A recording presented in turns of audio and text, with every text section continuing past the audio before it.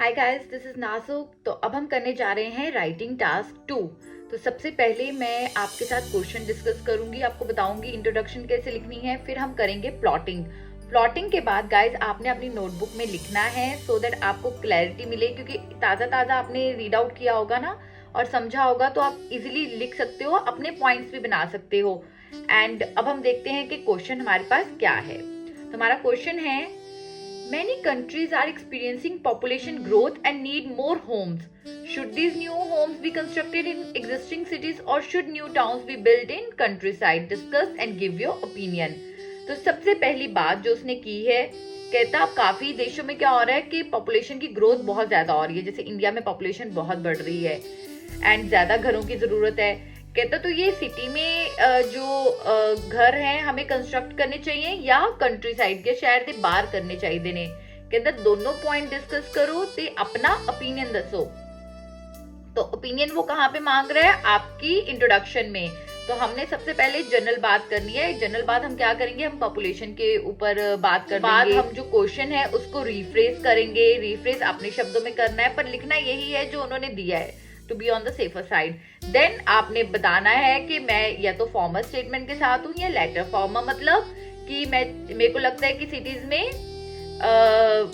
Home बनाना चाहिए, घर बनाना चाहिए, या लेटर मतलब दूसरी स्टेटमेंट की शहर से बाहर कंट्री साइड से बनाना चाहिए, तो वो आपने मेंशन करना है। तो चलिए सबसे पहले हम बताते हैं फॉर्मल स्टेटमेंट में क्या पॉइंट्स हैं। गाइस हम यहाँ पे पॉइंट डिस्कस कर रहे हैं, बट आपको जो वैलिड लगे आपने उसके साथ जाना है। आप जिसके साथ हो उसका आपने एक एक्स्ट्रा पॉइंट देना है और दूसरे का आपने एक कम पॉइंट देना है, सो दैट आपके ओपिनियन का वजन तो लगे। ऑलराइट, कहता in the existing cities it already has a functioning infrastructure and a good network of service in place. अब क्या है functioning infrastructure? मतलब सिटी में है तो हॉस्पिटल भी है, करियाने की दुकान भी है, स्कूल्स भी हैं, तो सारा इंफ्रास्ट्रक्चर अच्छी तरह है और हर एक जगह से कनेक्टेड है, वेल कनेक्टेड है। Effort could be saved which is required in building new towns. तो न्यू टाउन्स में हमें दोबारा सारी चीजें रीडेवलप करनी पड़ेंगी, हॉस्पिटल भी बनाना पड़ेगा, वहाँ पे स्कूल भी बनाना पड़ेगा, एक्स वाई चीजें भी बनानी पड़ेंगी। तो वो कहता है उससे ज्यादा है कि हम जो एग्जिस्टिंग टाउन है उसमें घर ही बनाए, बाकी चीजें बनाने की जरूरत नहीं है। Example, new style vertical flats and building have been constructed. अब आजकल नए फ्लैट्स बन रहे हैं ना, और कॉलोनी के बीच में ही वो बना रहे हैं जी, शॉप्स बना रहे हैं, सब कुछ बना रहे हैं वो। Result, it would lead to less investment and efforts. अगर हमें ये नहीं करना पड़ेगा तो क्या होगा? कहता हमें कम इन्वेस्टमेंट लगेगी, क्योंकि हॉस्पिटल तो बने हुए हैं शहरों में, तो हॉस्पिटल या बाकी चीजें बनाने की जरूरत नहीं है। तो इससे हमारा ये चीज हो सकती है। Second point, help to overcome problems of availability of funds at it is less expensive. कहता कभी पैसे की दिक्कत नहीं आएगी, फंड्स की दिक्कत नहीं आएगी, क्योंकि घट एक्सपेंसिव है, अपन शहर से बनावांगे।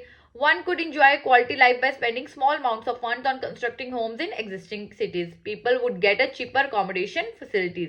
तो शहर में थोड़े सस्ते मिलेंगे, वो कहता, क्योंकि बाकी इंफ्रास्ट्रक्चर की कॉस्ट तो है नहीं है। तो ये 2 पॉइंट्स हमारे हो गए। अब हम जाते हैं कि new town should be build. अब नया कहता है नया टाउन बनना चाहिए जिसमें सारी फैसिलिटीज हो। First, one could resolve all the deficiencies that have already existed in current cities. अब कई शहरों में बहुत प्रॉब्लम्स हैं, रास्ते ठीक नहीं है गलियों के। तो कहते हैं जो ये प्रॉब्लम्स आ रही हैं शहरों में, अगर हम नया टाउन बनाएंगे तो उसमें प्रॉब्लम कवर अप कर लेंगे। या कई बार बारिशें हो जाती है तो आपने देखा होगा कि शहर के शहर डूब जाते हैं, तो वो चीज नहीं होगी। One could use all the new technologies and material and make the town in an innovative way. Technologies का यूज करेंगे। पुराने टाइम का पुराना टाइम रह गया कि अपडेटेड नहीं था, बट अब हम क्या करेंगे, नई टेक्नोलॉजी यूज करेंगे, innovative. Cities suffer because of their sewage system. और ये गल्ला हो गया कि सीवेज सिस्टम के ਤੁਸੀਂ ਬਾਰਿਸ਼ ਆ ਗਿਆ, ਪਾਣੀ ਭਰ ਗਿਆ ਜਾਂ ਫਲਸ਼ਾਂ ਦਾ ਪਾਣੀ ਨਿਕਲਣਾ ਸ਼ੁਰੂ ਹੋ ਜਾਂਦਾ ਹੈ, तो सिस्टम बहुत बेकार है, तो ਉਹਦੀ ਗੱਲ ਕਰ ਰਹੇ हैं। Result, latest facilities could be provided to the people. तो लोगों को लेटेस्ट फैसिलिटीज मिलेंगी। सेकेंड पॉइंट कहता है helpful in economic prosperity of underdeveloped areas. जो अंडरडेवलप्ड एरियाज है उनके लिए बून है। Business and resident else could hire cheaper sources like labour, land etcetera from rural areas. Result, living standard of local residents could be improved. अब कोई हम कहते हैं ना कई इंडस्ट्रीज गांव में या बाहर बनी होती हैं, तो वहां पे क्या हो रहा है, वहां पे लोगों को एम्प्लॉयमेंट मिल रही है, के पास पैसा आ रहा है तो लिविंग स्टैंडर्ड्स इंप्रूव्ड हो रहे हैं। तो गाइस इसी के साथ हमारा ये टास्क डन होता है। जो कंक्लूजन है उसमें आपने क्या लिखना है, कंक्लूजन में आपने यही चीजें लिखनी है। इन दिस जस्ट ऑल्दो जिसके साथ आप नहीं हो पहले वो पॉइंट लिखना है, देन आपने अपना दूसरा जो है जिसके साथ हो उसका आपने आंसर लिखना है। फॉर एग्जाम्पल, दो new towns would give employment to many people, but I believe that homes should be constructed in cities so that money could be saved infrastructure or for other ठीक है जी। तो इसी के साथ हमारा ये टास्क डन होता है। अगर आपको फिर भी कोई प्रॉब्लम है गाइस तो आप कमेंट सेक्शन में बता दीजिए। इफ यू वांट कि हम आपकी राइटिंग्स चेक करें तो आपने 7837973845 पे व्हाट्सअप करना है एंड हमें बोलना है कि मैम हमने राइटिंग्स चेक करवानी है, तो we could help you in that too. Till then, take care. Sayonara.